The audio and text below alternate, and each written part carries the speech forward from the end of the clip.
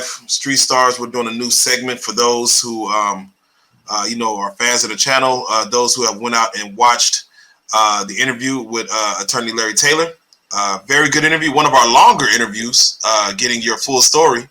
But it was very educational. If people who are coming in, if you haven't seen that interview, definitely stop what you're doing. Go watch it. It's very educational.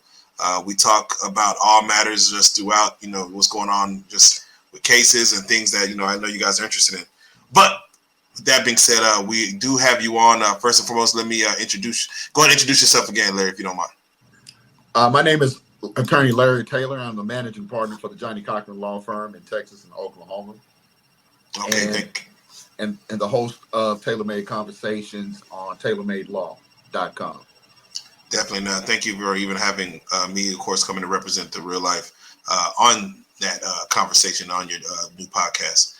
With that being said, we got some things that happen, man. What we're going to do, and this is just going forward, and when things happen in the world, we would love to get an attorney's take on it. Again, from a civil perspective, from a criminal perspective, we would love to just kind of, pick your brain and see kind of what, your thoughts are as far as the legalities of what happens with, things that happen around the world, especially when we see things that go with us.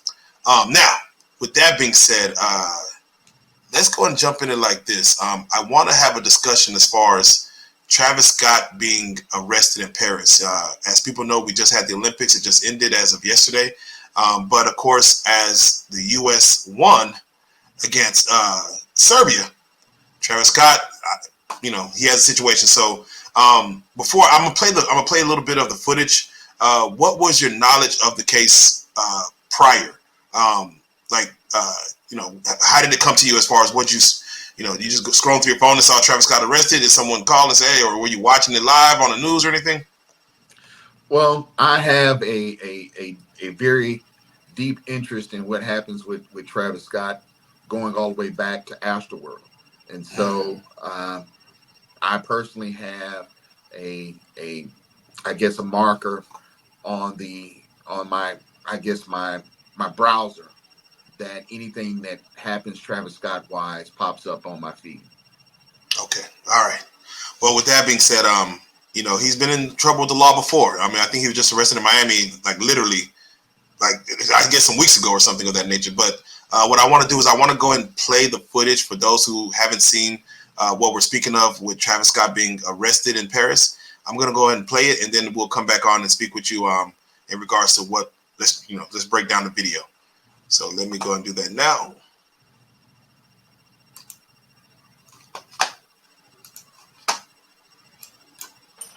Travis,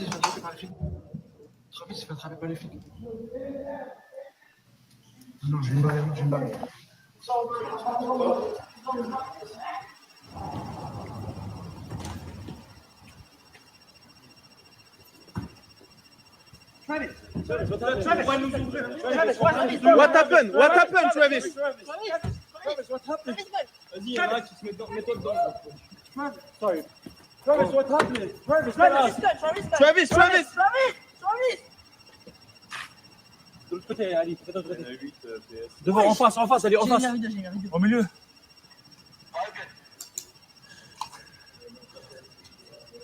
Travis Scott. Reculez, là. Reculez, les gars.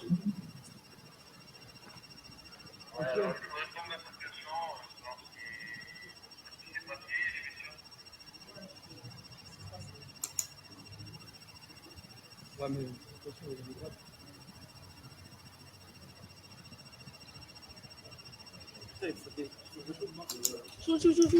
Shoot. Non, on filme, t'inquiète.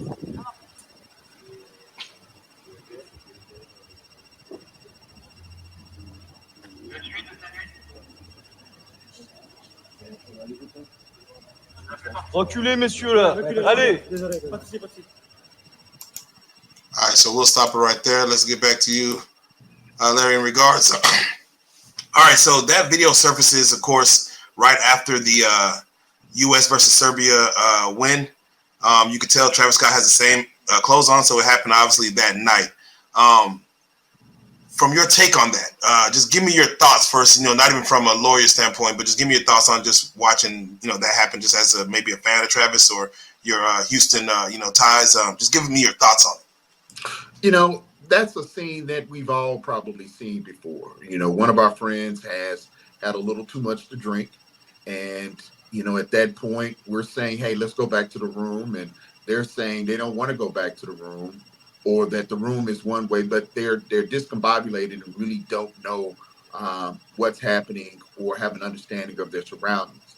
And so here, I think we have the same case or similar cases with Travis Scott, because there's really no reason why he would be arguing and fighting with his own security guard, other than he kind of lost his frame of reference because he indulged too much that night, and the security guard was probably trying to get him to go to his room.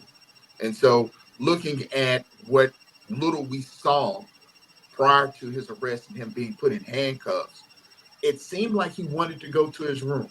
Now, he's not, according to reports, the assault charges have been dropped because they didn't rise to the levels of an assault, which typically means that someone touched you, an unwanted touching that hurt. And so chances are, and that's pretty universal, and chances are the security guard probably said, "Well, I wasn't really hurt, just agitated." And so it wouldn't reach the levels of an assault, but there was, and I think it is still going to be, charges of disorderly conduct.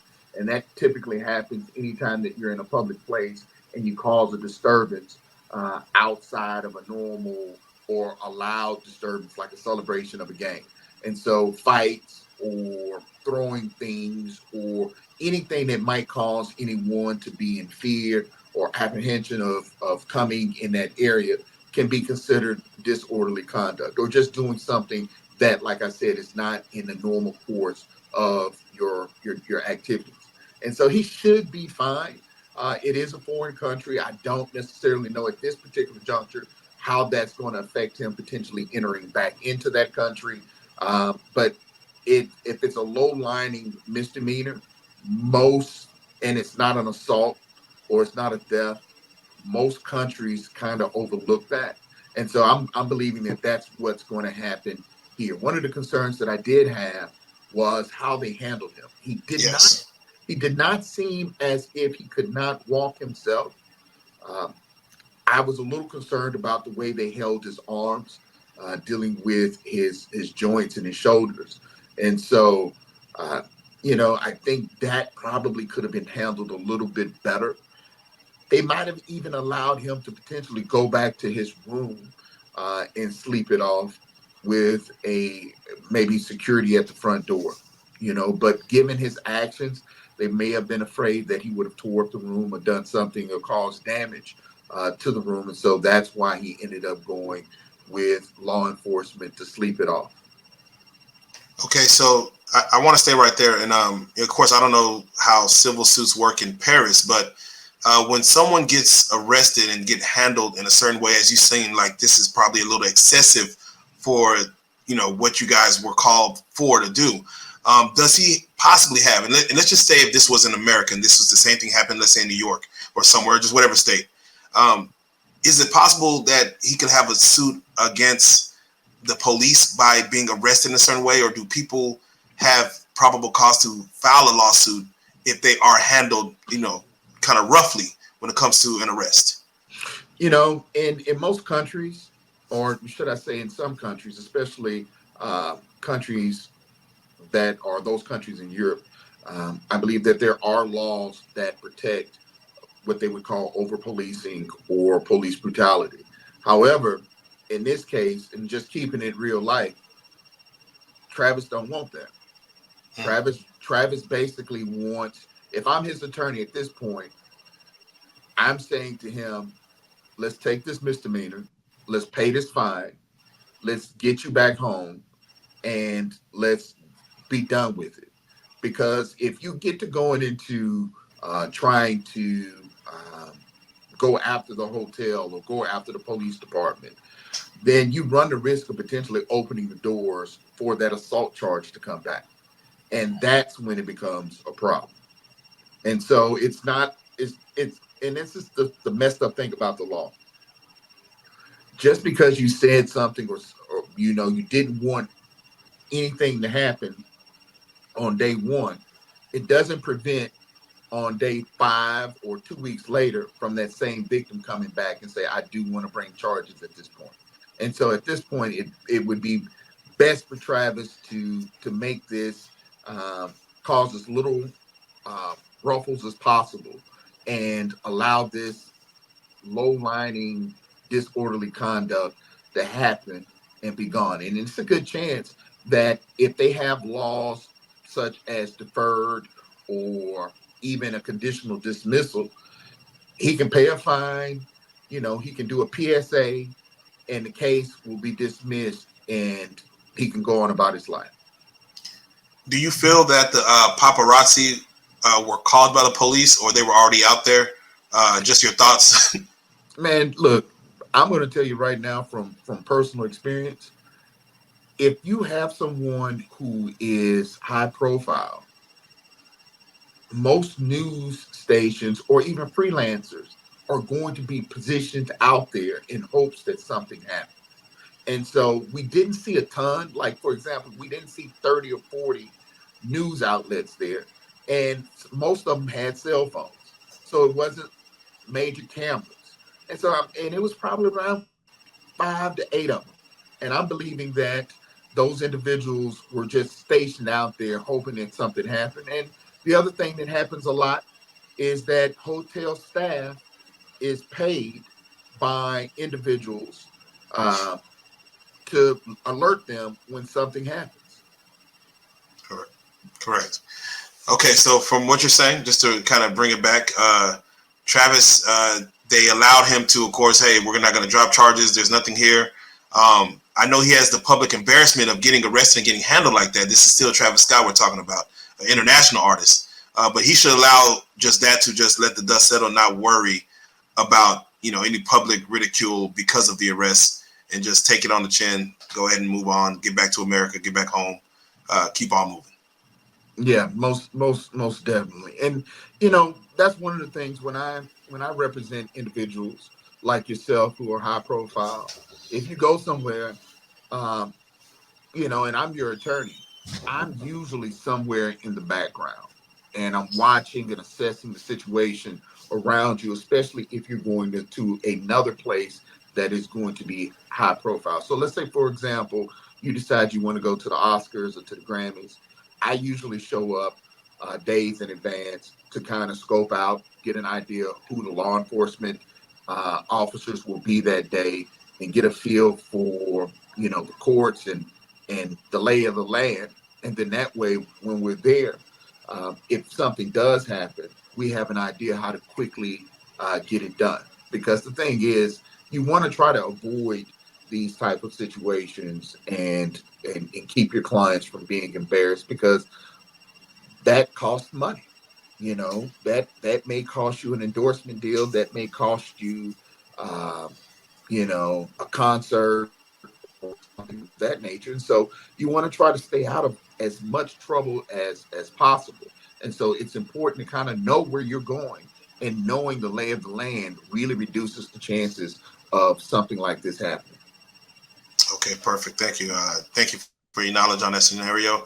I always like to try to, when we do these conversations, we're going to speak on exactly what the topic says in the thumbnail, but we are going to probably throw some one-offs in there. And I just want to throw one-off in there, if you don't mind, kind of, if I get your take on it real quick. Let me pull it up. Give me 1 second. I got to get your take on it. All right, here we go. I'm going to pull it up, and let me just let me just get your take on this one real quick. So we have a situation to where, as you can see in that title, it says Cook County woman charged with stealing $1.5 million in chicken wings from a school district. As I scroll down to her mugshot, she obviously had this operation going for almost 2 years, from July of 2020, right when COVID kind of kicked off, to February 2022. She took 11,000 cases of chicken wings from a school district, the school district's main supplier. And without even going through, and again, you can see at the bottom it has, massive fraud began at the height of COVID. And again, I don't know the details. We could, people could pause it and take a look at it. And as you can see, the budget of 300,000. Let me just do this. If you don't mind, give me your take when you see a case like that come up, to where, you can see it's an elderly black woman. She looked like your old school, lunch lady. But she got away with 1.5 million. And the old saying, the jig is up. We got you red-handed. What are your thoughts when you hear that she's taking chicken wings from these, poor unfortunate kids? So first of all, Joker, the correct term would be the gizzard is up, since we're talking about chicken. Yeah, there you go. But I look at this and really say to myself, two things.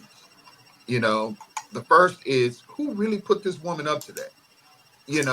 She's 60 years old. She's not moving $1.5 million of chicken wings by herself. And I don't care how many barbershops you have in your town. I don't know if you're moving that type of chicken at the barbershop. And so I just don't see her being alone. And they say in the report, it's a criminal organization. And so it's going to be really interesting. Also in the report, if for those of you who are watching, it says that she took a plea deal for 9 years. That's not a bad deal, considering that it's 1.5 million. Usually when you have cases in that range, in that dollar range, you're talking about some significant time. And so you're also potentially looking at, she seemed to have avoided it, federal time. Anytime you start getting into stealing that much money, the feds always take a look and see if they have a role in that. Things that could give them a role into that would be, how was the money distributed? If the money was distributed on Cash App or anything that used any kind of electronic transfer of funds, she could have been looking at wire fraud, and that involves the feds. And so I'm curious to know, and I'm pretty sure this isn't the end of it. I'm pretty sure there will be other charges to come, and those individuals won't be receiving as little time as 9 years. Wow. Would this be considered a blue-collar crime, the chicken wing theft? Considering it's chicken, it'll probably be yellow collar crime. There you go. No, but no, it would be considered white collar crime. And so, you're really talking about anything that deals with larceny and taking something from another and using that or moving that from their ownership and selling it for your own personal use, which is what happened here. And so, one of the concerning things, and I'm pretty sure one of your viewers are going to mention this, is how this affected the children. Because this chicken was supposed to be used to feed, if I read it correctly, feed children who wouldn't necessarily had food at home. And so that's why I'm really surprised that it's only 9 years. And I know she's up in age. She could have had health issues, but I'm pretty sure she received that leniency in that plea because there's others who will eventually be charged who will take the brunt of what took place. There you go. So in your history as far as being an attorney, is there a black market for like stolen chicken wings or something? Is there like a place where people could go off and buy stolen chicken wings like pennies on a dollar or something of that nature? Man, look here. I'm still I told you where I'm from, so I'm not going to say too much on that, but there's a market for everything out there. Okay. There's a market for everything out there. Okay. So I'm pretty sure. Look, the funniest thing I ever seen was a closed gas station, and I drove by, and these people must have had at least 100 boxes or containers of Tide. What do you call them? Little pellet things. Oh yeah, that you throwing. The Tide. I don't know what it's called. But I know you're talking about to wash your clothes. Yeah. They must have had over 100 of those at a closed gas station with a tent. And the first thing I thought in my mind was, they most definitely are not a legal reseller for Tide. And so, that old cliche, things fall off a truck. It's real. And so this is a situation where I'm pretty sure that someone utilized the fact that chicken fell off the back of a truck and they purchased it. Or it could be even more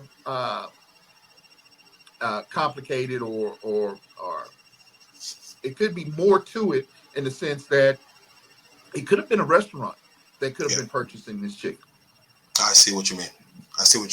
So That's let me why ask. Go ahead. That's what I'm saying. They're I'm pretty sure law enforcement have their eyes on others that were involved, that used this woman's access in order to benefit themselves. Because looking at her, she didn't look like she just made $750,000 or $1 million in the last 2 years. Right. So just to kind of advise, if you were her lawyer, looking at $1.5 million worth, which is a lot of money in chicken wings, $1.5 million. She took a plea deal, 9 years. Would you have opted her to take that plea deal too, or knowing the well, again, you don't know the case, but would you have opted, saying you're 66 years old, you may do half, let's go and take the plea? So, like I said before, man, I present the evidence and my recommendations to my client. But if she was honestly looking at anywhere, because of the amount of 25 to life, and they were offering her 9, I may suggest to her that you might want to think about it and take that deal. But I am pretty sure that deal came with her assisting law enforcement at going after the others, because I think they also said it was criminal enterprise. Correct. And so, it's real hard to enterprise by yourself. Correct. Well, R. Kelly, he was in a RICO, and he's the only person. I mean, I don't know, but another story. That's another story for another time.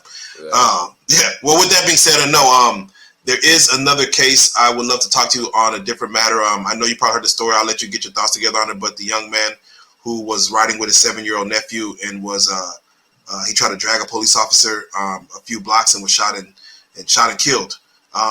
As the police officer feared for his life. There's, of course, the body camera footage was released. I'll get it to you if you haven't seen it, but I would love to break that down with you on a future episode here soon, just to kind of get your take on how that all played out. But I'll get that over to you. But with that being said, no, thank you for the knowledge of in regards to Travis Scott, as far as for other celebrities that may get involved in situations like this overseas. I know Nicki Minaj just had it happen to her. So kind of ways to move. But thank you for that knowledge. Any final thoughts you want to give in regards just to our fans that are watching? Man, nothing other than, once again, make sure that if you're watching, that you subscribe, that you like, and that you support these men and women of street stars.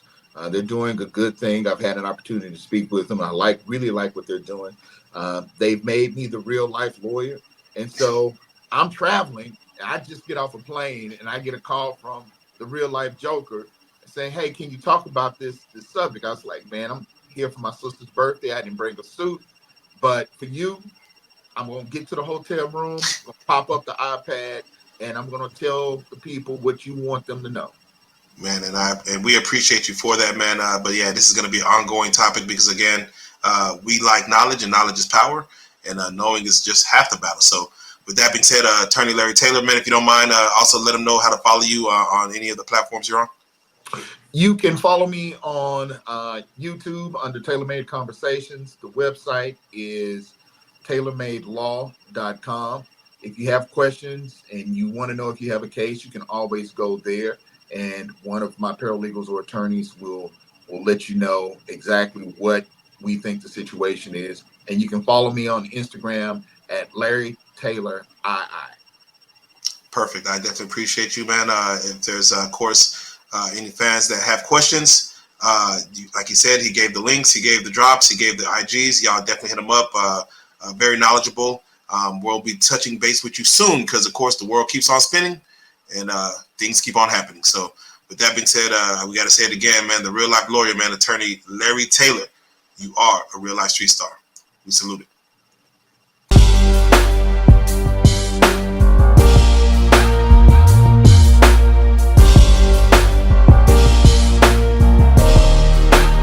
Shout out RealLyfe Street Stars, nigga. Move. Hey.